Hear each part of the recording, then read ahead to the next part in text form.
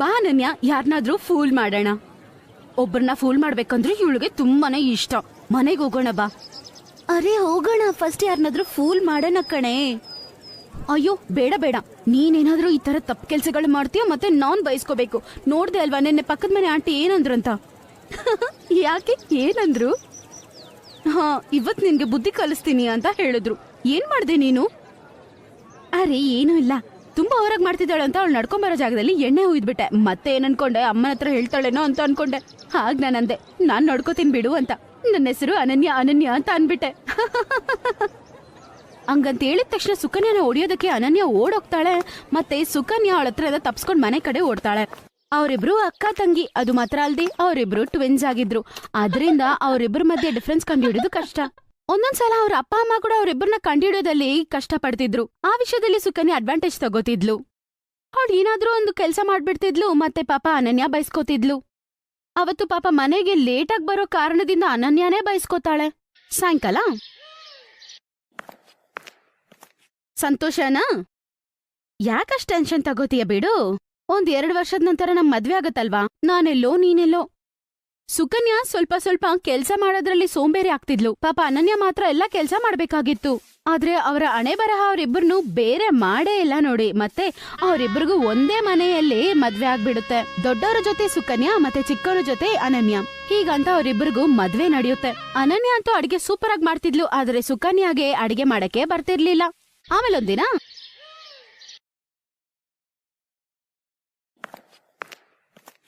ಅರೇ ಕುತ್ಕೊಂಡ್ ಟಿವಿ ನೋಡ್ತಿದೀಯಾ, ಹೋಗಿ ಬಟ್ಟೆಯನ್ನಾದ್ರೂ ವಾಶ್ ಮಾಡು. ಅರೇ ಅನನ್ಯಾಗ್ ಹೇಳಿ ಅತ್ಗೆ, ಬೆಳಗ್ಗಿಂದ ಎಲ್ಲ ಕೆಲ್ಸ ನಾನೇ ಮಾಡ್ತಿದ್ದೀನಲ್ವಾ.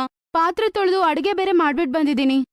ಅಚ್ಚಚ್ಚೋ, ಸಾರಿ ಬಾ, ಇದೆಲ್ಲ ಅನನ್ಯ ಮಾಡದ್ಲಂತ ಅನ್ಕೊಂಡೆ ಕಣಮ್ಮ. ಅಯ್ಯೋ ಇಲ್ಲಲ್ಲ ಅತ್ತೆ, ಎಲ್ಲ ಕೆಲ್ಸ ನಾನೇ ಮಾಡಿದ್ದು. ಅವಳು ಇವಾಗ ತಾನೇ ಅವಳ ರೂಮಿಂದ ಆಚೆ ಬರ್ತಿದ್ದಾಳೆ. ಹೌದಾ, ಇರು ಇವಾಗ್ಲೇ ನೋಡ್ಕೋತೀನಿ ಅವಳ ಕತೆನ. ಅವಳು ಕೋಪದಿಂದ ಅನನ್ಯ ಹತ್ರ ಹೋಗ್ತಾಳೆ. ಮತ್ತೆ ಬೆಳಗಿಂದ ಟಿವಿ ನೋಡೋದು ಮಲ್ಕೊಳ್ಳೋದು, ಇವಾಗ್ ಬಂದು ಗುಡಿಸ್ತಿದ್ದಾಳೆ. ಅಯ್ಯೋ ಅತ್ತೆ, ಬಾಯ್ ಮುಚ್ಚು. ನಿಮ್ಮಕ್ಕನ್ ನೋಡ್ದ್ಯಾ, ಎಲ್ಲ ಕೆಲ್ಸ ಮಾಡಿ ಮುಗ್ಸಿದಾಳೆ. ಎಷ್ಟು ಕೆಲ್ಸ ಮಾಡಿದಾಳೆ. ಆಗ ಅನನ್ಯಕ್ ಚೆನ್ನಾಗ್ ಅರ್ಥ ಆಗತ್ತೆ ಅವ್ರ ಅತ್ತೆನ ಕೂಡ ಸುಕನ್ಯಾ ಫೂಲ್ ಮಾಡಿದಾಳಂತ. ಈಗ ಅವಳಿಗೆ ಏನ್ ಮಾಡೋದು ಅಂತ ಅರ್ಥ ಆಗ್ತಿಲ್ಲ. ಅವ್ರ ಅತ್ತೆಗೆ ಏನಂತ ಹೇಳಕ್ಕಾಗತ್ತೆ, ಅದಕ್ಕೆ ಅವಳು ಏನು ಹೇಳ್ದೆ ಕೆಲ್ಸ ಮಾಡ್ಕೋತಿರ್ತಾಳೆ. ಪಾಪ ಅವಳು ಬೆಳಗಿಂದ ಸಾಯಂಕಾಲದವರೆಗೂ ಮನೆ ಕೆಲ್ಸ ಮಾಡ್ತಿರ್ತಾಳೆ. ಪಾಪ ಆದ್ರೂ ಕೂಡ ಅವಳೆ ಅತ್ತೆ ಹತ್ರ ಬಯಸ್ಕೋಬೇಕಾಗಿತ್ತು. ಮತ್ತೊಂದಿನ, ಬಾಮ್ಮ ಸೊಸೆ, ಇವತ್ತು ಕಿಚನಲ್ಲಿ ನನ್ ಜೊತೆ ಸೇರ್ಕೊಂಡು ಅಡಿಗೆ ಮಾಡುವಂತೆ. ಸರಿ ಅತ್ತೆ, ನೀವು ನಡೀರಿ, ಬರ್ತೀನಿ. ಅವ್ರ ಅತ್ತೆಯನ್ನು ಕಿಚನ್ ಒಳಗಡೆ ಹೋಗ್ತಾರೆ. ತಕ್ಷಣ ಸುಕನ್ಯಾ ಅನನ್ಯ ಹತ್ರ ಹೋಗಿ ಹೀಗಂತಾಳೆ, ಅನನ್ಯ, ಅತ್ತೆ ನಿನ್ನ ಕಿಚನ್ಗೆ ಬರಕ್ ಹೇಳ್ತಿದ್ದಾರೆ, ಹೋಗು. ಹಾ, ಈಗ್ಲೇ ಹೋಗ್ತೀನಿ. ಮತ್ತೊಂದ್ಸಲ ಅವಳು ಅನನ್ಯನ ಫೂಲ್ ಮಾಡ್ಬಿಡ್ತಾಳೆ. ಅವಳಿಗೆ ಗೊತ್ತಿರಲ್ಲ ಪಾಪ ಅನನ್ಯನ ಕರ್ದಿಲ್ಲ, ಸುಕನ್ಯಾನೇ ಅವ್ರ ಅತ್ತೆ ಅಡ್ಗೆ ಮಾಡೋದಕ್ಕೆ ಕರ್ದಿರ್ತಾರೆ ಅಂತ. ಬಂದ್ಯಾ? ಸರಿ ಬಾಬಾ, ನೀನು ಚಪಾತಿಗೆ ಹಿಟ್ಟನ್ನು ರೆಡಿ ಮಾಡು, ನಾನ್ ತರಕಾರಿ ಕಟ್ ಮಾಡ್ತೀನಿ. ಸರಿ ಅತ್ತೆ.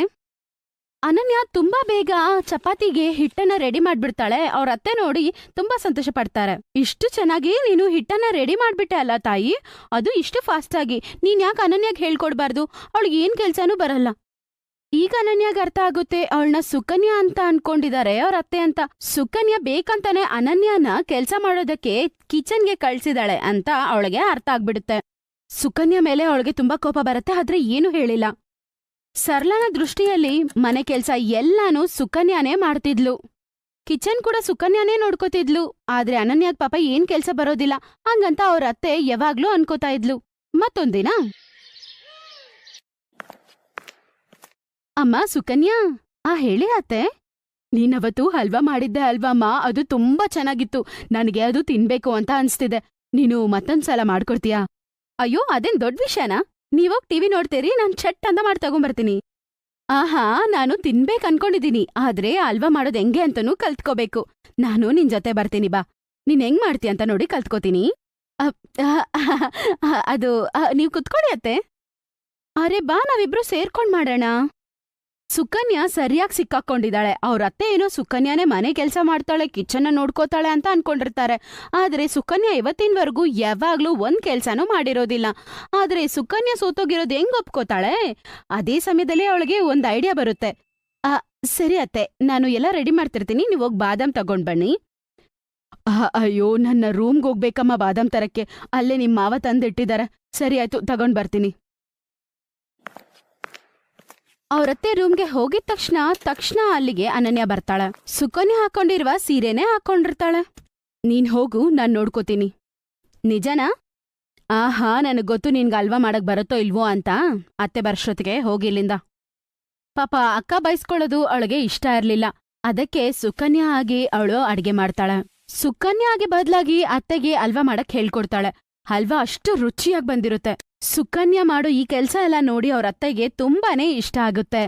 ಹೋಗ್ತಿದ್ದಂಗ್ಲೇ ಸರಳಾ ಅನನ್ಯ ಹತ್ರ ಅಂತಾರೆ, ಅಮ್ಮ ಸುಕನ್ಯಾ, ನಿನ್ನ ತಂಗಿಗೆ ಕೂಡ ಹೇಳ್ಕೊಡು. ಅವಳನ್ನ ನೋಡಿದ್ರೇನೆ ಕೋಪ ಬರುತ್ತೆ. ಏನೋ ಅಮ್ಮ, ನೀವಿಬ್ರು ಒಂದೇ ಸಲ ಒಂದೇ ತಾಯಿ ಹೊಟ್ಟೆಯಲ್ಲಿ ಹುಟ್ಟಿದೀರ, ಆದ್ರೆ ಎಷ್ಟು ಡಿಫ್ರೆನ್ಸ್ ಇದೆ ನಿಮ್ಮಿಬ್ರಲ್ಲಿ. ಸರಳಾ ಹೇಳಿದ್ ಮಾತು ಕೇಳಿ ಪಾಪ ಅವಳಿಗೆ ಬೇಜಾರಾಗತ್ತೆ. ನಿಜ ಏನು ಅಂತ ಹೇಳ್ಬೇಕು ಅಂತ ಅನ್ಕೋತಾಳೆ. ಆದ್ರೆ ಅವ್ರ ಅಕ್ಕನ ಯೋಚನೆ ಮಾಡಿ ಅವಳು ಏನೂ ಹೇಳೋದಿಲ್ಲ.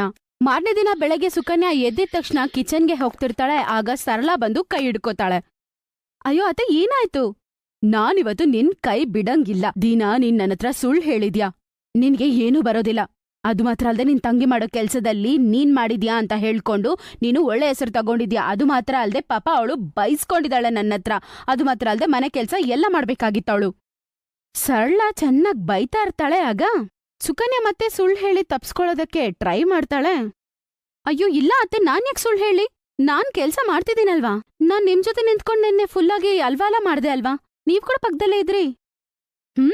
ಅಲ್ಲಿದ್ದೆ ಅಲ್ವಾ, ಅದಕ್ಕೆ ನಿಜ ಏನು ಅಂತ ಗೊತ್ತಾಗಿದ್ದು.